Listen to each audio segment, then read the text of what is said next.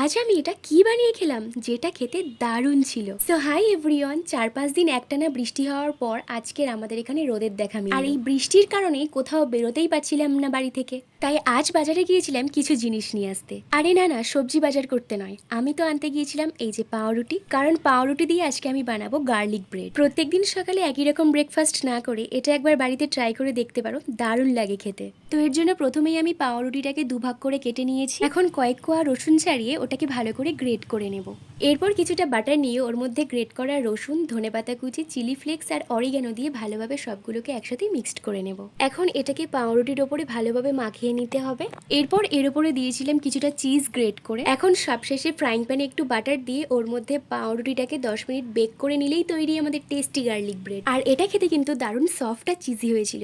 বাড়িতে একদিন ট্রাই করে দেখো, আশা করি ভালো লাগবে। দেখা হচ্ছে পরের কোনো ভিডিওতে, ততক্ষণ আমার চ্যানেলটাকে সাবস্ক্রাইব করে দাও। টাটা।